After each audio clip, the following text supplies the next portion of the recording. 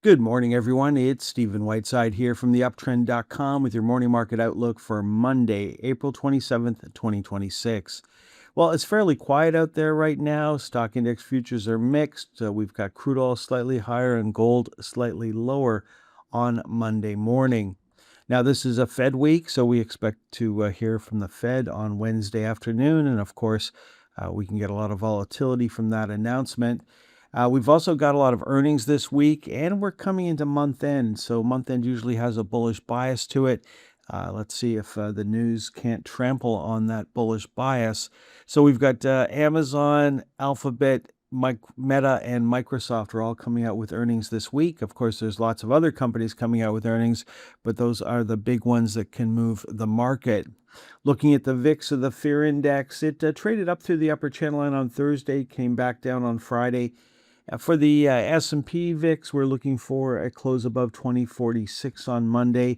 The VIX for the NASDAQ and the Russell 2000 both looking very similar at the moment.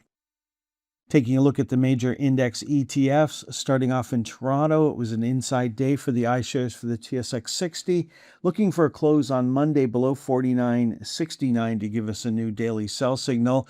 Looking at the Vanguard Canada ETF, and boy, does that chart look like it's starting to form a double top. That would certainly be confirmed with a new sell signal here. We're looking for a close on Monday below $68.70 to give us a new daily sell signal.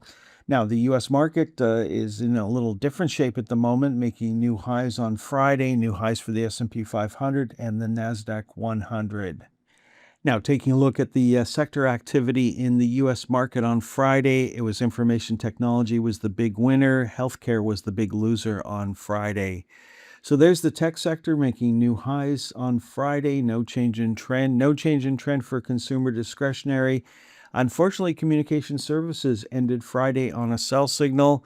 Then we've got materials trading water at the moment, so a close below Friday's low would give us a new sell signal. Utilities trading up to the upper channel line, so a close above Friday's high would give us a buy signal on Monday. There's the energy sector in the channel, so we're sitting right on the edge of a new daily buy signal for the energy sector. Real estate stocks still on a buy signal. Consumer staples still on a buy signal. Financial sector, we needed to close below 51.45 on Friday, and we closed at 51.42. So a new daily sell signal for the financial sector. Industrial still on a buy signal, no change there. And then healthcare pulling up the rear was down on Friday, still on a daily sell signal, trying to hold the lows from a couple of weeks ago. Now, moving on to the Canadian market, and it was opposite land. While healthcare was the big loser in the U.S., it was the big winner on the TSX. And of course, you cannot compare the two whatsoever. The Canadian healthcare sector is very, very tiny. And then energy stocks were the losers of the day on Friday. So there's the healthcare sector still on a buy signal. No change there. No change for utilities trading up into the channel on Friday. No joy for consumer staples. Information technology still holding on to a buy signal. So a close below Friday's low would give us a sell signal on Monday. Financials, bank stocks still holding their own, closing above the upper channel line. Then materials and gold stocks still on a sell signal, no change there. Consumer discretionary still on a buy signal right now. No change for industrial, still on a buy signal. Very quiet trading on Friday. Real estate stocks in the channel right now, looking for a close below 316.81. We closed at 317.70 on Friday for the index. Then looking at telecom services, still on a buy signal, no change there. And then the energy sector, just like in the U.S., trading in the channel. So we could certainly see a buy signal on Monday. Okay, folks, that is all for this morning's presentation. So far, it's very quiet out there on Monday morning. It is a Fed week, so most of the volatility will happen after 2 p.m.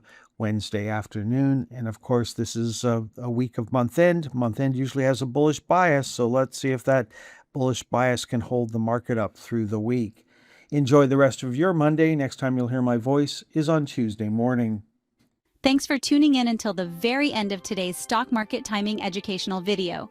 If you found the content valuable, don't forget to express your support by hitting the like button, leave a comment, sharing with your friends, and subscribing to our channel for more insightful updates.